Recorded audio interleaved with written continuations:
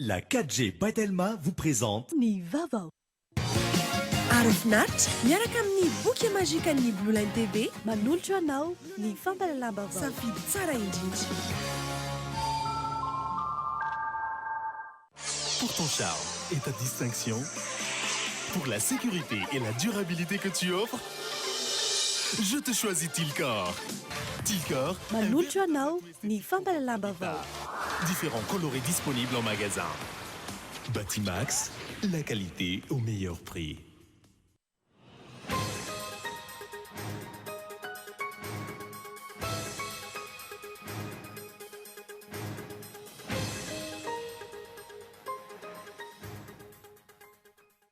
Tafapetraka androany Braony antoko malagasy miaramainga eny anivon'ny distrika n'Antananarivo Atsimondrano. Tanjona ny fanamafisana ny ratsan'ny antoko eny anivon'ny vondrom-bahoaka itsinjaram-pahefana ho ny Braony politika MMM. Fantatra ny totalybe ny mpifidy ofisialy voasoratra anarana ao anatin'ny lisy-pifidianana izay manodidina ny 7 tapitrisa. Tafiditra amin'izany ireo anarivony kenina teo anivon'ny fitsarana. Tsy fantatra mazava ny vidiny tena izy izay amin'ny vidin'ny solika eto Madagasikara.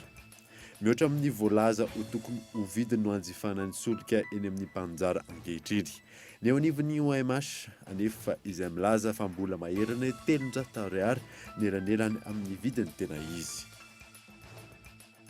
Afaka noho ny fisalasalana tamin'ny raharaha iray amin'ireo 9 voaroaroy azy Claudine Razaimamonjy. Tsy fampiny ny vesatra amin'ny raharaha fanamboarana sekoly tany Ambalavao izay mitentina 100 tapitrisa ariary no nitsarana azy omaly raha ny fanazavana teny anivon'ny PAK. Maresaka iraisam-pirenena miverina indray ny aretina kolera any Zimbabwe. Manodidina ny 2,000 ireo olona voan'izany amin'izao fotoana izao. 20 kosa ireo maty. Ny andidin'ireo avy hatrany ary.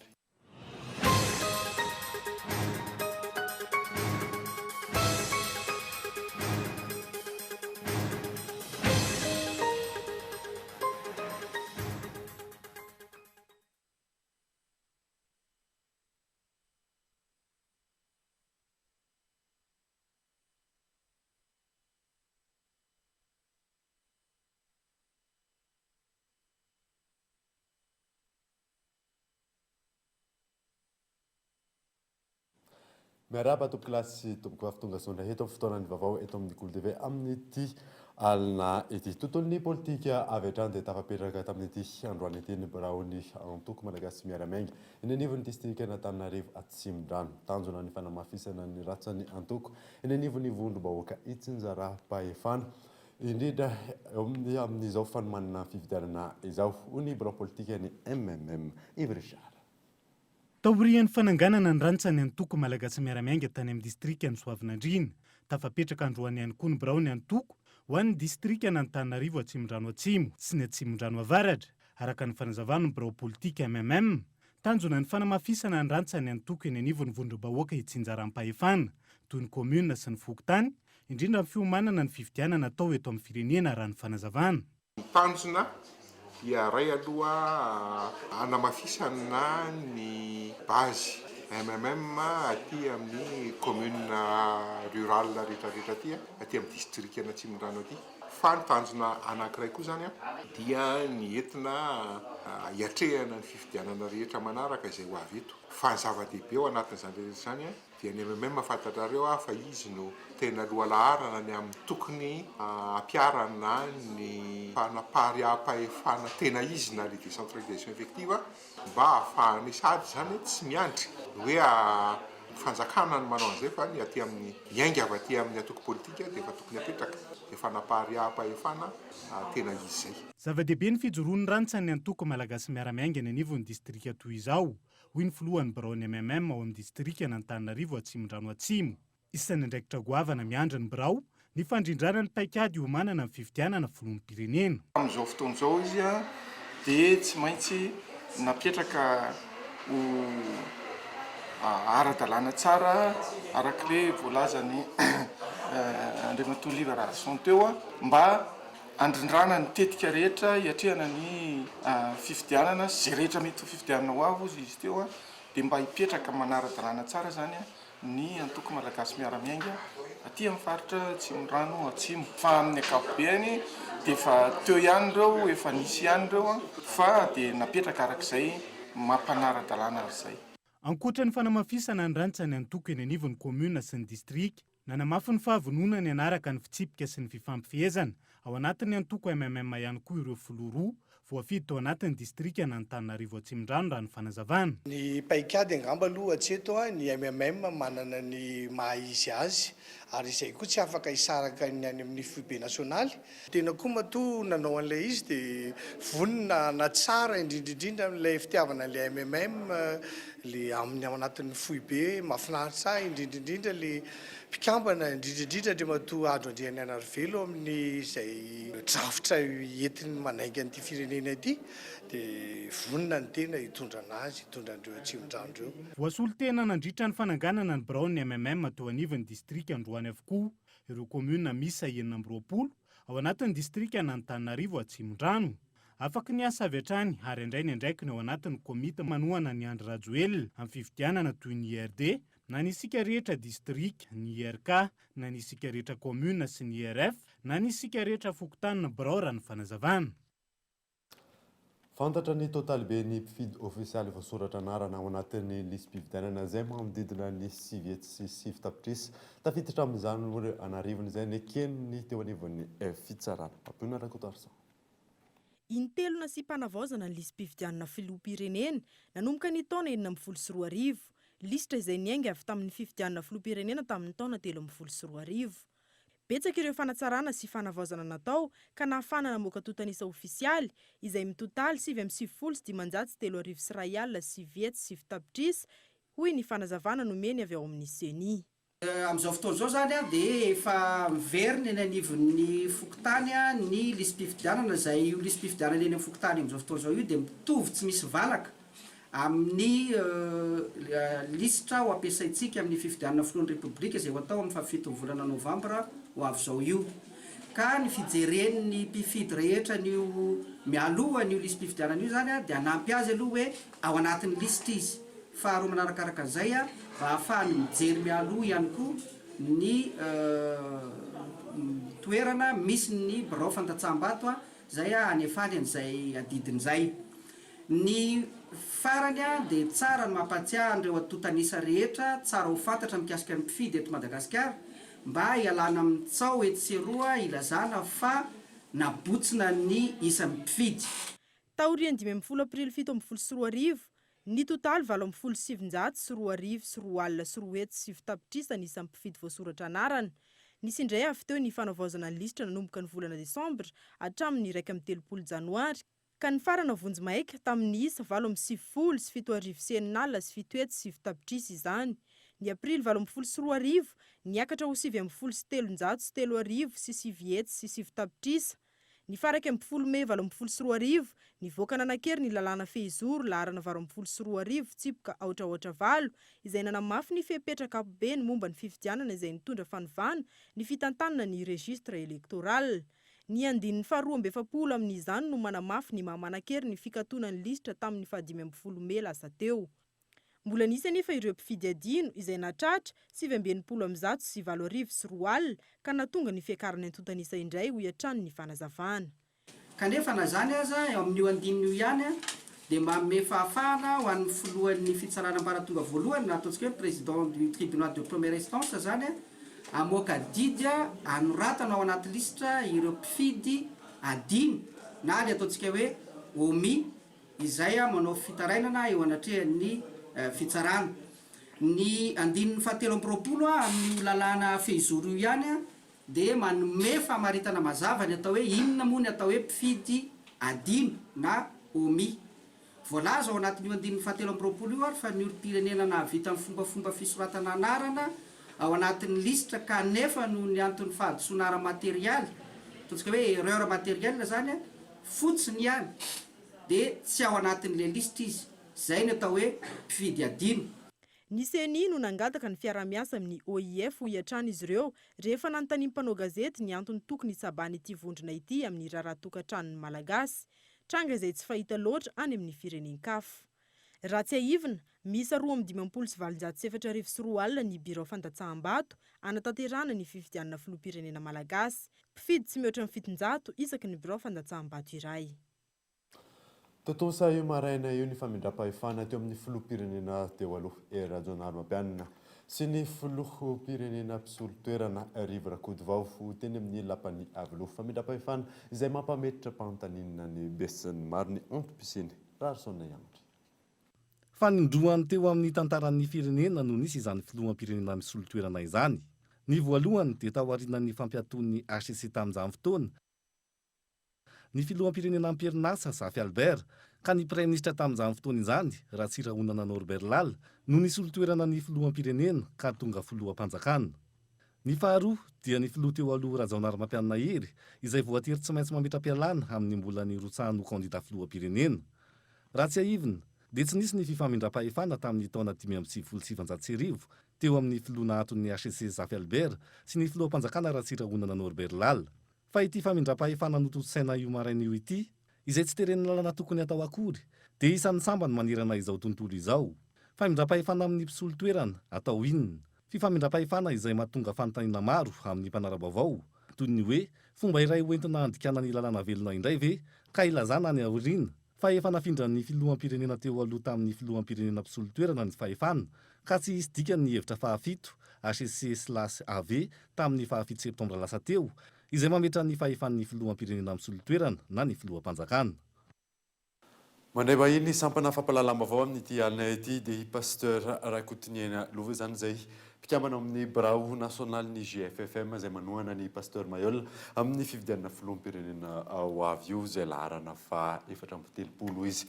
Miarabanao tonga soa eto amin'ny fampalalam-baovao amin'ny maha-birao politika anao izay ahoana tena hoe mampiavaka ny pasteur Mayol ahoana ny programme anasany raha mihoatra n'ireo candidat hafa ireo. Voalohany indrindra aloha dia miarahaba antsika rehetra izay manaraka izao fampalalam-baovao izao eto amin'ny fahitalavitra Cool TV ary misaotra ihany koa nandray ahy eto amin'ity plateau ity hikasika ny momba ny hoe mampiavaka ny candidat fa 430 i pasteur Mayol manana ny zavatra mampiavaka azy tokoa izy voalohany indrindra aloha dia mampiavaka azy dia hoe olon'Andriamanitra efa voasedra sady efa voazato hetra ary mbola tsy nitondra firenena fa kosa efa nitondra ny fiangonana apokalipsia nandritra ny 20 taona mahery izay manerana n'izao tontolo izao misy an'izany fiangonana apokalipsia izany.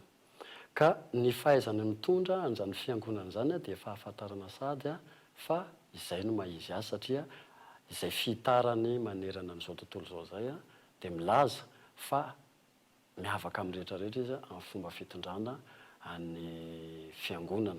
Ray izay aloha. Anankiray faharoa koa dia ny fanetretena sy ny fandeferana izay ananany. Fa zavatra anankiray tena hoe programma ao anatin'izao ilatsahana izao izay ampahafantarina antsika mpanaraka an'izao vaovao izao fa ny anova aloha ny fari-piainan'ny malagasy hiala amin'ny fahantrana ary koa ho an'ny vahoaka malagasy anjadian'ny kolikoly efa tena mitaraina mihitsy dia ao anatin'ny programma anasany mihitsy ny anafoana an'izay kolikoly izay aloha. Dia programma anasany aloha izany raha fa tonga amin'ny fitondrana izy izay ampahafantarina antsika rehetrarehetra vahoaka malagasy manaraka n'izao vaovao izao fa ny anafoana ny fifanenjehana misy ao amin'ireo izay efa nitondra teo aloha. Fantatsika moa izany efa nilazaina tao fa izy ny efa nitondra efa 20 taona mahery ny fiangonana apokalipsia tsy mety ifangaro ve tsy atahorana ifangaro ve ny hoe mitatana fiangonana zany dia avy mitatana firenena raha hoe izy mipetraka eo amin'ny toerana. Ny fantaninao dia mipetraka tsara amin'ilay tokony hovaliana ary amin'ny maha-pasteur anahy koa no ahafahako mamaly an'izay satria izaho zany dia ao anatin'ny antoko GFFM izay birao nasional mihitsy ny tenako. Matetika ny mampatahotra ny olona ary betsaka ny any amin'ny tambazotra no milaza hoe tsy tokony afangaro mihitsy ny raharaha-pinoana sy ny raharaha politika. Lazaiko aloha izany fa ho diso ilay fitenenana hoe sambatra ny firenena manana ny Jehovah ho Andriamanina. Raha toa ka tsy misy mpitondra fivavahana samy mirotsaka ho any amin'ny fifidianana filoham-pirenena na hitondra ny firenena. Ny mampatahotra ny olona dia izao satria ny olona ao anatin'ny fiangonana dia samy manana an'izay rehetra mety fiera-kevitra alehany. ka nytahotra indrindra mahatonga ny olona miteny dia hoe sao dia hikorotana ilay fiangonana, sao dia lasa misy fizarazarana amin'ilay fiangonana. Dia ny zavatra teny eny koa aloha ambarako androany amintsika vahoaka malagasy na itsika izay manaraka an'izao vaovao zao dia hoe ny mpitondra fiangonana dia tokony hiditra ao anatin'ny fitondrana amin'ny fanjakana. Fa maninona rehefa hoe fivavahana na mpitondra fivavahana no miditra ao dia lasa misy fandrarana ilay izy.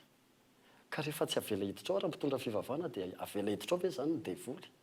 Ary izany mahatonga antsika mikorotana ohatr'izao satria avelantsika tsi na ilay devoly anjaka be dia be ka. Ny amaranantsika anazy ary ahoana kosa ny fanentanana avy any aminareo hoe birao amin'ny GFFM? Ny fanentanana ataoko amintsika rehetra vahoaka malagasy dia izao mandalo kion-dalana amin'ny fanovana ny firenentsika dia voalohany mahaiza tsara mijery ny safidy izay tokony ho ataonao. Ny safidinao no mamaritra ny 5 taona izay holalovanao, fa za kosa eto manentana sokafo masom-panahy fa zao tsika misy olon'Andriamanitra afaka ho toanantsika hitondra antsika amin'izany. Aza mieritreritra ianao hoe finoana zao io pasteur io, tiako hazavaina kely vetivetika. Za aloha dia tsy fiangonana, tsy mpitandronao fiangonana apokalipsia fa fiangonana fifoazana. Fa inona nanosika hiditra tao amin'io fikambanana ataoko politika GFFM io. Conviction le izy. Rahalahiko pasteur zanak'Andriamanitra izy. Noho izany tokony manohana ny rahalahiko. Taloha raha tsisy pasteur anlatsaka teo dia nanohana foana, fa amin'izao fotoana izao rahalahiko zanak'Andriamanitra, olon'Andriamanitra dia manohana azy Ka ny fanentanana ataoko aloha izany voalohany amin'ny maha hoe tsy za apokalipsia anahy za mivavaka alahady, za mihina kisoa, kanefa ny tiako tenena amintsika dia izao. Aoka tsika tsy heritreritra hoe io ve tsy pasteur ny apokalipsia, io ve tsy meme pasteur Mayol Volabe, tsy misy na ariary aza fa conviction totale mihitsy. Ka eto zany dia milaza amintsika hoe ny GFFM misokatra amin'ny olona rehetra rehetra ary miantso ny mpino rehetra na finoana inona na inona misokatra ho anareo mivaravaran'ny atoko politika GFFM izay tarihan'ny président Mayol mitondra ny laharana 430 tongavy ianao fa hanova an'ity Madagasikara ity isika. Ankasitrahana vahiny teto amin'ny sampanafampalalam-bao tamin'ity alina. Misaotra tompoko. Fa ny anosantsika ny vaovao kosa indray dia afaka noho ny fisalasalana tamin'ny raharaha iray amin'ireo 12 na voaroaroy azy Claudine Razay Mamojy. Ny tsy fampiny vesatra amin'ny raharaha fanamboarana sekoly tao Ambalavao izay mitetina roanjato tapitrisa ariary ny tsarana azy omaly raha mifanazavana teo anivony paka. Ionona zay. Ny vokatra fitsarana moa zany ny roa tamin'ireo afaka noho ny fisalasalana, anisan'izay afaka noho ny fisalasalana izay Ramatoa Razay Mamonjy Claudine. Ny roa kosa na sazy miatra avy hatrany fampidirana ponja avy hatrany na ilay niatrika fitsarana na ilay tsy niatrika fitsarana, voasazy roa taona an-tranomaizina sazy miatra miaraka amin'ny roa taona tsy fafana miasa amin'ny asa-panjakana. Ny iray tsy niatrika fitsarana namoana didy mampisambotra avy hatrany. Ny nanenjehana azy ireo dia hitsy fa tsy fanodikotina amponolam-panjakana velively fa fanaovana taratasy-panjakana osoka sy fampiasana an'izay taratasy-panjakana osoka izay dia fanaovana tany avovaratra moa ny filazana azy amin'ny tenintsika amin'ny fanomezana tolobary-panjakana na favoritisme amin'ny octroi de marché public. Zay zany le zavatra nanenjehana zareo. Faux et usage de faux en écriture publique dia favoritisme amin'ny octroi de marché public. Ny tsara koa marina dia tsy nivoaka ny fonja velively Ramatoa Razay Mamonjy Claudine. Ny antony dia satria tamin'io raharaha io izy tsy nisy fiazonana ponja azy vonjy maika velively. Tsy tompona andraikitra voalohany ny fanenjehana azy ao anatin'io raharaha io fa paraitsy kombakomba ihany. Ny raharaha mahatazona azy any am-ponja dia raharaha hafa mihitsy raha samihafa fa tsisy ifandraisany tamin'ilay nitsaraina omaly.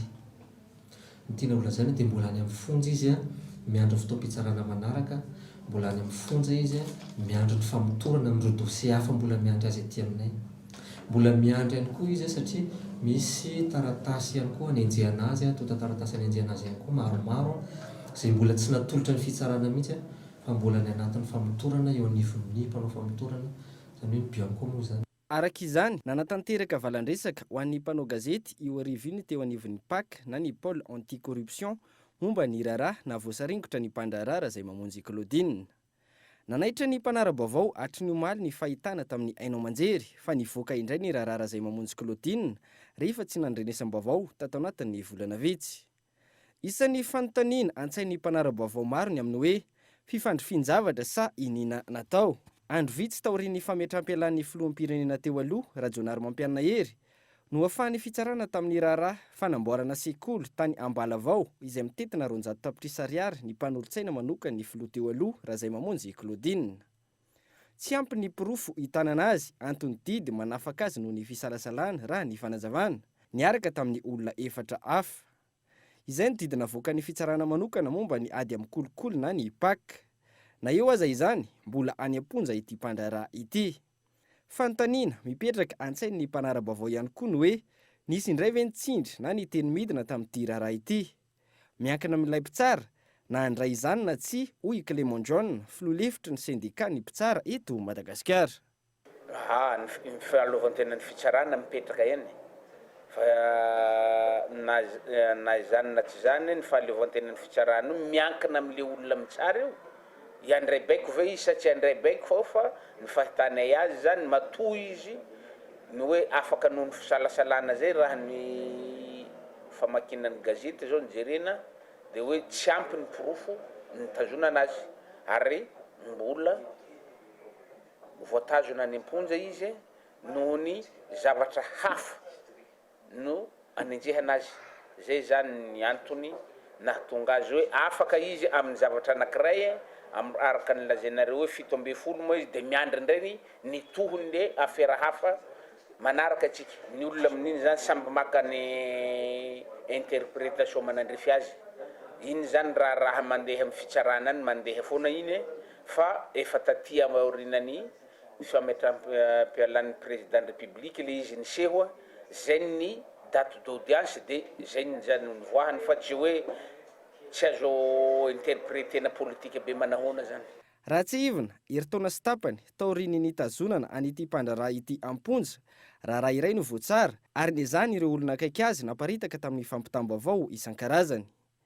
Niezaka naka vaovao teo anivon'ny Bianco ny mpanao gazety teto anivon'ny Cool TV FM momba ity raharaha ity, saingy tsy eto an-toerana ny tale jeneralin'ny Bianco raha ny fampitam-baovao voaray ka tsy misy afaka miteny raha tsy amin'ny alalany. Andrasana ny toy ny fanadihadiana sy ny fitaom-pitsarana ireo raharaha ambony izay anenjehana nyity mpandraraha akaiky ny filoha teo aloha ity. Isany amin'izany ny raharaha fanodikodiana-mbola tany amin'ny komina Ambohimamasina izay mitetina hatramin'ny 500 sy 300 tapitrisa ariary. Ny kolikoly amin'ny fahazahoana ireo tsenam-barim-panjakana maro.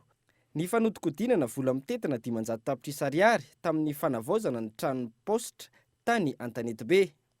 Mampanahy ny mpanara-baovao ihany koa ny fomba fiasan'ny fitsarana eto Madagasikara manoloana ity raharaha izay mamonjy Claudine ity. Aiza ho aiza marina ny fitadiavan'ireo mpitsara, ny famerenana ny asana, iverena ny fahatokisan'ny olom-pirenena ny fitsarana. Tsy fantatra mazava kosa ny vidiny tena izy amin'ny vidin-tsolika eto Madagasikara. Mihoatra ny voalaza ho tokony hovidiana no anjifana ny solika eny amin'ny mpanjara ankehitriny. Ny eo anivon'ny OMH nefa dia milaza fa mbola mahery ny 300 ariary ny elanelany eo amin'ny vidiny tena izy. Miantarandriana. 404 ariary ny litatry ny lasantsy, 503 ariary ny litatry ny gazole ary 203 ariary ny litatry ny petrole. Io no anjifiana ny solika eny amin'ny mpaninjara nanomboka ny alatsinainy teo. Izany hoe nahitana fiakarana 50 ariary isaky ny litatra raha noharina ny vidin'ny volana aogositra teo, izay 104 ariary ho an'ny litatry ny lasantsy ary 503 ariary ny litatry ny gazole. Raha tsy ivona nefa nambarany teo anivon'ny OMH, mbola eo amin'ny 300 ariary taorian'ny fiakarana nanomboka ny volana septambra io, ny elanelana misy amin'ny vidiny tena izy. ity farany izay tsy mifanaraka amin'ny vidiny voalaza ho tena izy na ny vérité de prix raha ny katsika tsotsotra anjerena. Izany hoe ho an'ny lasantsy 724 ariary ny litatra rehefa tonga any amin'ny Portomasina, 703 ariary ny saran'ny fitaterana ny solika, mandidina ny 420 ariary isaky ny litatra no makany amin'ny fanjakana ary 520 ariary isaky ny litatra no alain'ny mpanjara ara-tsolika. Ireo no mitotaly 407 ariary. Araka izany mihoatra mandina ny 50 ariary isaky ny litatra no anjifainan'ny lasantsy ankehitriny ankoatra izay ny gazole. Makaiza avokoa noho izany ireo vola ireo. Ny vitsolika izay nambara fa hiakatra hatrany ho an'ny olom-pirenena tsy fitsonjovana sarababem-bahoaka no misy ankehitriny. Finoana vahoaka fa tsy mety maty. Tena tsisy fitsonjovana majinika tsy mihitsy. Lehibe ny mazaka an'iny matanjaka manan-karena. Zaka foana na ray alina ary litra amin'ny. Fa aty amin'ny vahoaka majinika ny fatraran'ny fiakarany. Fomba le mpitondra zany dia mba hoe hitina ny tena nasolika. Mba mampalahelo be le malagasy tena amin'le solika miakatra be vidina solika moa ny fireko hitanao ihany miakatra be ny mandiva toa. Tsy zaka vahoaka tsolo zany pia. Zaka vahoaka tsolo zany fa dia andaran'ny mpitondra mieritreritra. Vokatry ny tsy fahafehezana ny vitsolika io, maro ireo nampiakatra ny sarandalana ho 500 ariary. Hatreto tsy misy ihany koa ny marimaritra iraisana amin'ny fanjakana sy ny UCDU. Miverina amin'ny vagnongo indray ny fako amin'ny toerana maro eto andrenivohitra. Any tsy fandalovan'ny fiarabe mpitaona izany ara-pitaona moa no miteraka izany araka ny nambaran'ny mponina. Tsy mampiova ny tsy fahafehezana ny fitantanana ny fiovan'ny minisitra tompony andraikitra raha ny trikaritry ny besin'ny maro. Miantarandriana evatra. Rehefa difotra vitsy hoe tsy alin'le olona zao. Raha tsy hoe tokony hisy aka nefa tsy hisy paka. Fako misavovona tonga hatreny amin'ny arabe. Ireo no hita amin'ny toerana maro eto Antananarivo renivohitra. Eto amin'ny fokontany Andohamandro ohatra herinandro maro no tsy nisy naka ny fako araka ny fitarainan'ny mponina. Mahatonga azy savovona be ohatran'io tsisy kamio. Ray volana zay ny tsisy naka. Dia mba manampinampy ny olona manisaka lesa tsetsina le arabe. Jaly le olona. Izy tsisaka ihany aloha dia tsetsina le amin'ny arabe le izy. Fa zany hoe le commune zany ohatrany manofa camion tena marina satria izay efa ataony ny asany ala. Dia manofa camion zareo dia malaina zareo maka amin'ny toerana avo. Prestatera zany le camion ampiasainy zareo. Raha ohatra hoe irahana makaty izao le camion dia ary atsatso izy dia efa feno. Beta be mifako any dia miakatra aty. Dia tonga aty izy dia zavatra kely raisibika arosibika ny alainy dia vita.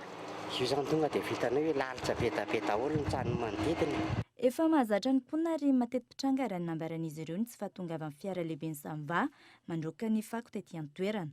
Ahina manoloana io ny firongatry ny aretina. Ateraky ny olana ohatrao mantsy dia le vokatry le aretina, fofona, valana aretina. Le fofona aloha dia raha mahita fa rasy. Mamofona mihitsy. Fa mandalo eto arana indray mihitsy izany tapon'orona zany. Ohatry voafoana io. Hatramin'ny mandava-taona. Tsy mbola hitako mihitsy izay tena hoe tsy misy. Tsy eto amin'ity toerana ihany ahitana izany ihany koa ohatra ny eto Anjanahary, Ambodivona, 67 hektara sy ny maro hafa. Saika ny tsy fahatongavan'ny fiarabe paka izany avokoa no antony izay. Tamin'ny latsinainy izao misy tsy zakany. Nay tsy maintsy isan'andro. Zay tsy maintsy manala fako isan'andro. Ny alahady ary ny anay mbola misy ary mameno ny sarety dia tsy maintsy ariana matetika. Raha ny tokony ho izy dia isan'andro. Matetika aloha dia lasa foana ny fako e. Fa indraindray misy ihany le hoe miandrony eo le izy tsy tonga le paka fako. Mampametra-panontaniana ny hoe inona no lesika eo amin'ny fitantanana Samba sy ny fifandrindrana ny fakana fako izay niteraka ny falitony renivohitra tahak'izao. Raha tsy ahivina ny nolazainy teo anivon'ny komina Antananarivo ny taona lasa mikasika ny fandrindrana ny fako izay. Nanambara izy ireo fa ny ministera an-drano no miandraikitra ny Samba. Ny ministera an-drano izay notantana ny HVM tamin'ny fotoana io. Ankehitriny taorian'ny fiovan'ny governemanta farany teo, mpikambana amin'ny antoko dimy ny tantana ny ministera an-drano. Raha ny hita nefa fa tsy nisy ny fiovana, toy ny teo aloha misy hatrany ny olana amin'ny fandrofana fako. niezaka nitady tompon'andraikitra ny mpanao gazetiny Cool TV FM saingy tsy nisy nandray na ny teo anivon'ny komina Antananarivo na ny teo anivon'ny Samva. Tsy sa manazava amin'ny malagasy mikasika ity raray ity ve ny tompon'andraikitra. Ny Samva izay tompon'andraikitra voalohany misana ny fandrofana fako eto Andrenivohitra. Porofony tsy sy ny fangarana sy ny tsy fahaiza-mitantana ihany koa ve izany. Tonga eto amin'ny fotoanany dokavarotra isika aorianan'izay nandraisantsika ny vahiny manaraka dia avy eo amin'ny fiangonana chaîne. Eo ihany koa ny asa mavaka amin'ity androany ity ny fanamboarana fitaratra izany. Rehefa avy eo.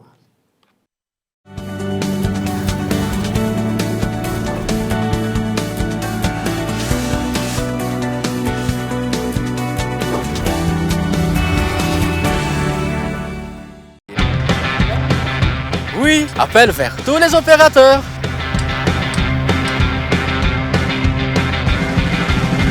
Oui, appel à l'international inclus. Oui, mes SMS, je ne les compte plus.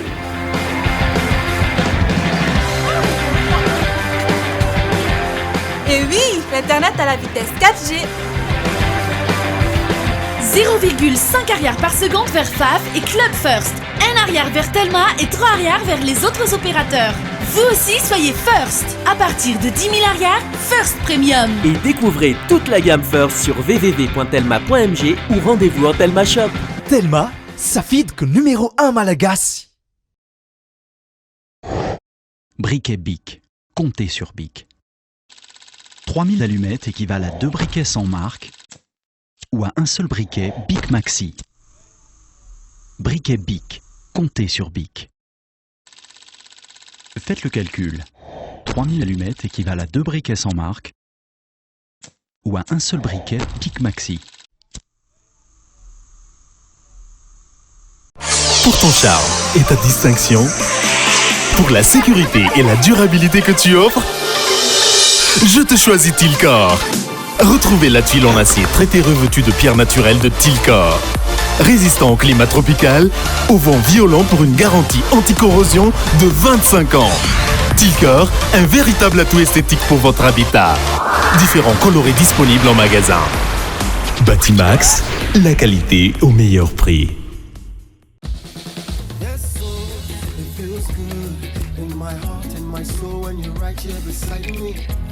I don't ever want to stay too long. No one can stop me when I taste the feeling. Nothing could ever bring me down. No, I don't believe.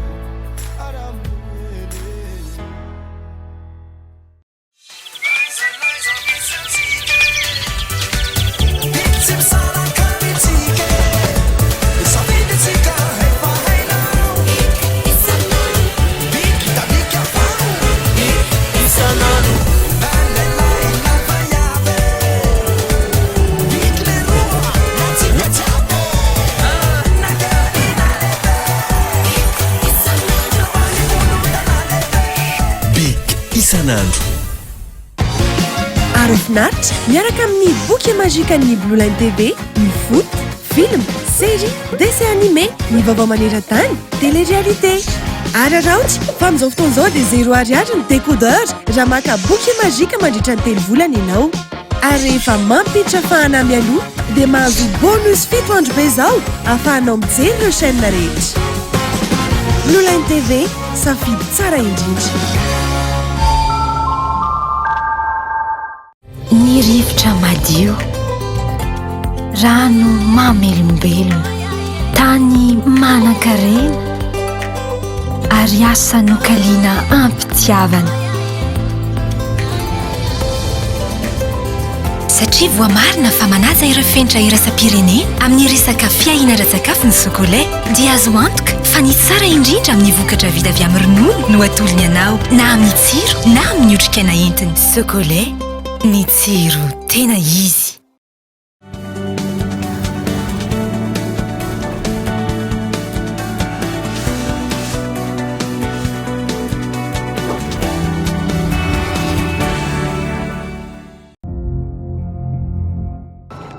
Oh mon Dieu, toi aussi tu l'as vu. Qui êtes-vous? Il y a toi, il y a moi, il y a Dean, Jess, Chris. Il est à l'intérieur de nos têtes. Il faut qu'on arrête ça. Comment? Ne t'endors pas.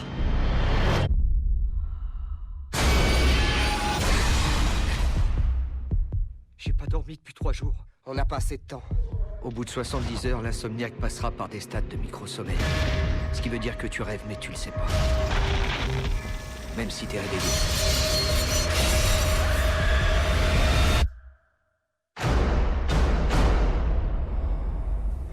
Oh mon Dieu. Non. Manambahiny ny sampana fampalalam-baovao amin'ity alina ity tsy zany fa pasteur Tsiorso Andrea Tsifaritana zay avy ao amin'ny fiangonana chaîne Pasapito pasteur amin'ny chaîne Pasapito miarabanao tonga zao eto amin'ny plateau-ny Cool TV amin'ity alina ity. Misy ny hetsika izay karakarainareo amin'ny fiangonana chaîne afaka lazana hoe mombamomba an'izay. Eny tompoko. Faly miarabantsika rehetra izay manaraka ny fandarana moa amin'ity arivo ity. Faly miarabanao koa eto amin'ny plateau. Faly miaraban'ny teknisiana rehetra izay miara-miasa ato amin'ny fahita lavitra.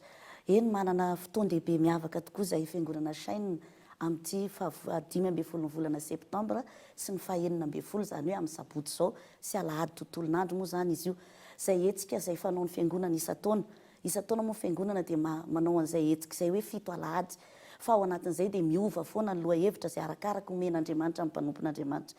Ny lohahevitra amin'ity taona ity moa zany ao anatin'ny 7 alahady ny resahana mikasika ny hoe anehoy ny herinao sy ny voninahitra ao aho.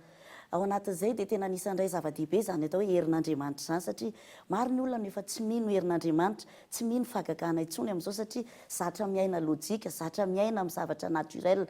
Aza diny fa ny herin'Andriamanitra dia ilaina amin'ny zavatra surnaturel, zany hoe zay zavatra tsy vitan'ny herin-tsaintsika intsony, tsy vitan'ny lojika, tsy vitan'ny kajy, zay no ilaina herin'Andriamanitra. Raha hiteny fohifohy ao anatin'izao resaka témoignage nandritran'izay fotoana ny 7 alahady izay nanaovan'ny fiangonana 7 alahady izay moa, nisy tao anatin'izay nisy vehivavy izay tena araka ny efa lazain'ny dokotera fa tsy afaka miteraka intsony. Fa rehefa ivavahana sy nampitana herin'Andriamanitra dia nananjanaka soamatsara izy ary afaka niteraka. Izay ny antony hetsika ity izay tena ampahafantarina ny olona hoe ny herin'Andriamanitra dia afaka hiasa amin'ny fiainan'ny olona anankiray raha tena mino sy mangetaheta izy. Ka eto dia te hanentana antsika rehetra satria io fotoana io dia tena fotoana miavaka. Amin'io fotoana io no anokafana an'izay atao hoe 7 alahady izay. Fa ao anatin'ny 7 alahady zany hoe io no alahady voalohany fa mbola misy alahady enina zany aorianan'io iresahana mikasika an'izay hoe 7 alahady anehoy ny herinao sy ny voninahitra ao. Ny tenany hoe sabotsy lahady amin'ny firikatra amin'ny firy ilay izy dia ny hamarana antsika anazy ny fanentanana. Eny tompoko. Ny asabotsy moa zany dia ny hariva ihany no misy amin'ny rora sasany izay fotoana izay eny amin'ny palais des sports ilay izy. Ny alahady kosa dia misy fidirana 3 maraina amin'ny 9 sasany dia amin'ny 20 sasany dia amin'ny 10 sasany ary ny hariva dia amin'ny 2 sasany. Izay tena anasana tongava tia ny tena fotoana izay anehoan'Andriamanitra ny heriny amin'ny fiainanao satria tena ilaina zao amin'izao andro farany zao tsy vola ny tena ilain'ny olona. Tsy vola ny tena ilain'ny olona fa tena herin'Andriamanitra. Izay indrindra no anetanako eto am-pamaranana izay fotoana izay manasanao amin'io fotoana io tongava.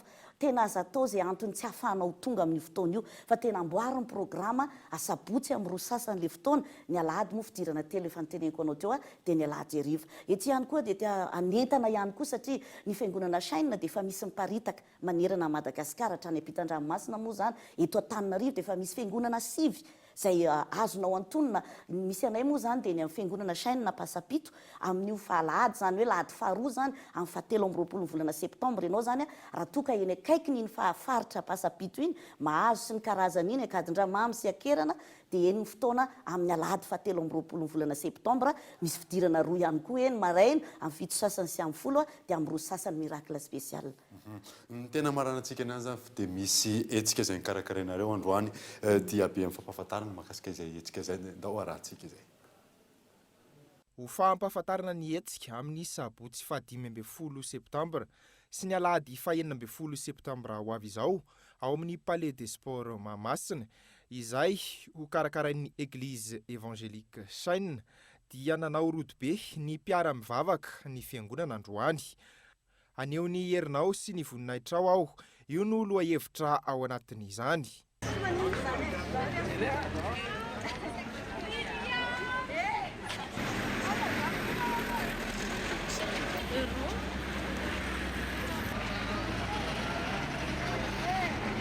le fanaovana rojo be zany dia hoe fiarahana mientana fitoriana filazantsara na fampahafantarana ny olona ny fanasana indrindrindra ny fotoanany palais des sports ho avy izao izay karakarahan'ny fiangonana chaîne moa zany ny asabotsy fa 5 volana septambra ho avy izao sy ny alahady fa 9 volana septambra ho avy izao samy eo amin'ny palais des sports ireo izay tiany hanasana ny vahoaka rehetrarehetra eto Antananarivo satria misokatra ho any rehetra tsisy vidim-pidirana ary ahafany rehetra mahazo kasika avy amin'Andriamanitra. Loha hevitra moa anatin'izy dia hoe anehoany herinao sy ny voninahitra ao azo antoka fa ahita zavatra tsara sady lehibe indray ary miavaka ny olona ao anatin'ny fotoana fiangonana moa mikarakara fotoana foana ao palais fa ao anatin'ity ity fotoana iray ity dia tena hiavaka le diabe zany anton'le diabe androany dia fampahafantarana ny olona rehetra satria misy olona moa zany mety any hoe manaraka ny televizion, misy olona indray mety mahita amin'ireny alalan'ireny afisy izay apetaka reny fa ny amin'ny rojo be androany dia mizara ny karazana ohatra ny fanasana toy indray zany zay mba ahafahana mampafantatra ny olona misimisy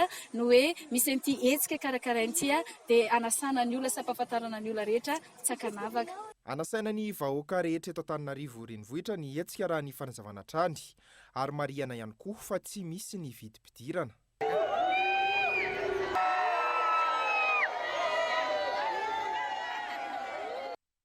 Lafy vaovao hafa kosa indray dia lehilahy iray izay nitondra scooter no mahatsitradrano tamin'ny lozam-pifamoivoizana izay tranga tetsy amin'ny digy Andranoabo tokony tamin'ny 4 ora hariva teo noho ny fisongonana fiara teo anoloany ka nifanena tamina fiara 4x4 iray nafaty ity lehilahy ity mafy ny fifandonana ka vaky hatramin'ny kasika ilay mpitondra moto nitsoaka avy hatrany moa ilay fiara 4x4 taorianany izay fifandonana izay raha ny fanazavana ireo izay nanatry maso fanampanazavana. Ohatran'ny isan'ilay sprinter io na nandeha mafy be avy izy fa tada io zany ohatran'ny moto avany dia nisy 4x4 fotsifotsy double cabine zany ny tena nandonany ity fa izay na natena hoe le sprinter dia izay tonga dia nankeny amin'ilay sprinter daholo hoe ao misy olona maty dia tsy zaho izy nandonany io fa le 4x4 tany dia na eo an'izay dia nandeha nanendrika tany moto roa zay nakany dia rehefa nakany dia le anankiray nandeha anankiray dia zany nandeha anankiray dia zany tsy nasatsony tonga dia niantso an'le polisy teo ndotam-pianaka hoe misy 4x4 fotsifotsy nandona olona tety amin'digy fa mba sao dia mba afaka manome information amin'ny polisy any nareo hoe mba afaka miarete izay 4x4 double cabine. Mahakasika ny asa miavaka amin'ity androany ity indray dia akora mora vaky kanefa afaka vadika ho lasa fitaovana fampiasa amin'ny andavanandro ny fitaratra. Mahakasika izy indray no entina aminao amin'ity androany ity fanadina.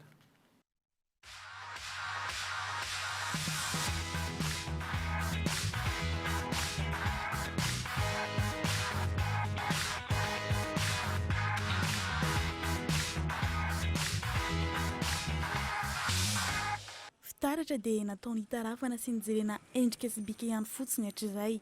Ankehitriny mihitatra ny azo ampiasana azy.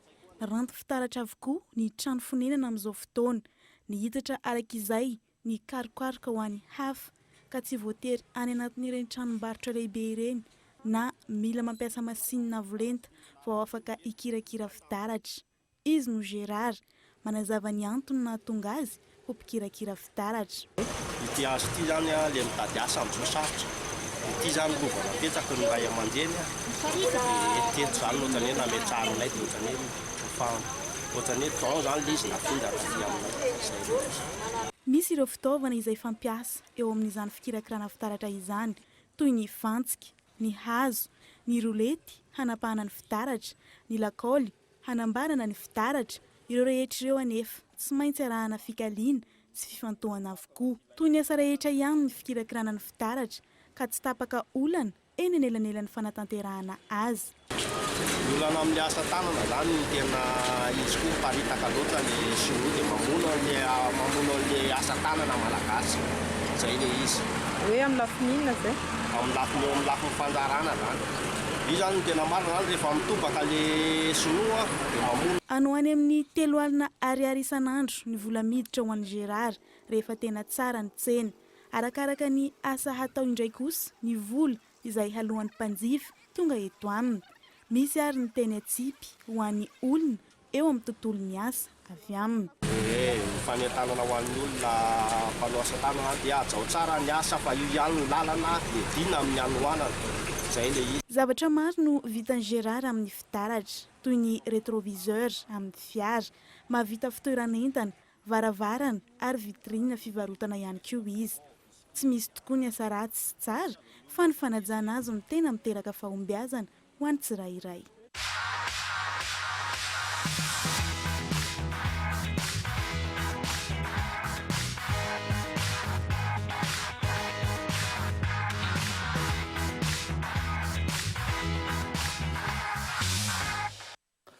Vaovao ara-panatanjahantena kosa indray dia afana tanteraka indray etsy amin'ny kianjaben'ny Mahamasina amin'ny alahady ho avy izao. Ankoatra ny lalao famaranana eo amin'ny FTM sy ny STM, andray lalao iraisam-pirenena ihany koa isika malagasy eo amin'ny taranja rugby. Henri Florent.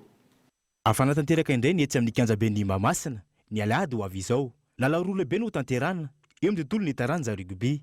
Anamarika ny famaranana ny tampilalaovana valaben'ny 14 ho an'ny ekipa ny Maquis de Madagascar, ireo lalao roa ho tanterana ny alahady ho avy izao ireo. Ny lalao voalohany, lalao famarana izay iona ny FTM Manjakaray sy ny Savonnerie Tropicale milalao, raha ny Kosfa sy ny FTB indray no hiady ny larina fahatelo.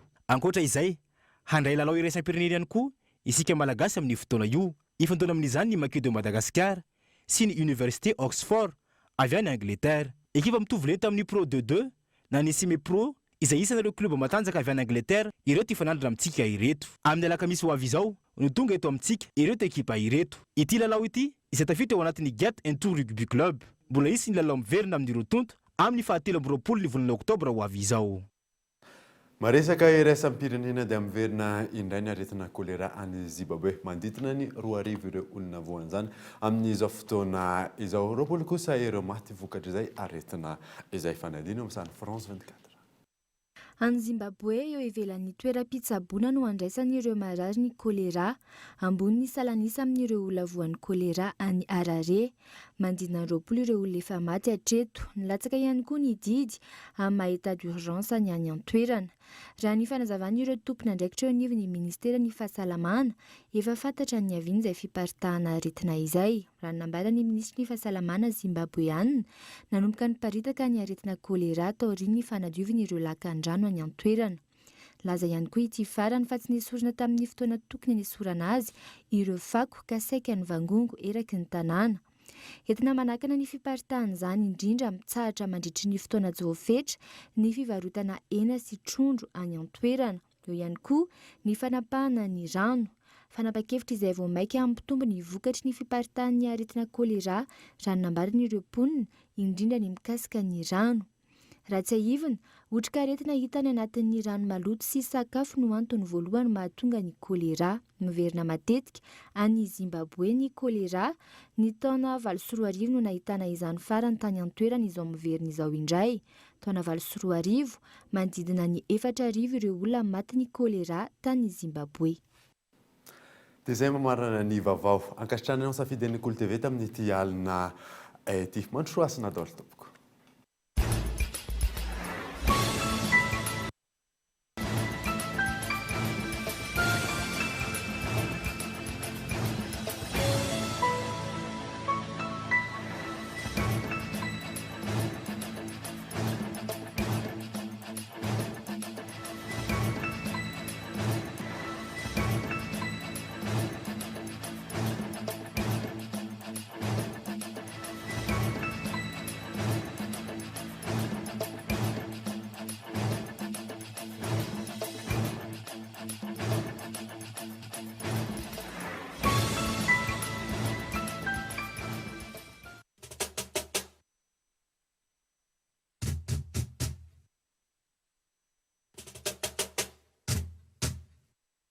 Chez Batimax, composez les couleurs de votre choix avec la peinture Trix. Narainao teo ny fampalalambavao miaraka tamin'ny Batimax, la qualité au meilleur prix.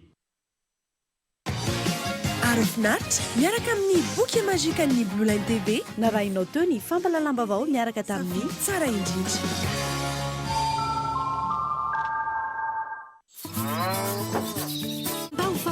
Narainao teo ny fampalalam-baovao miaraka tamin'ny Lavache Keri, au final, tu as tout loin du nao.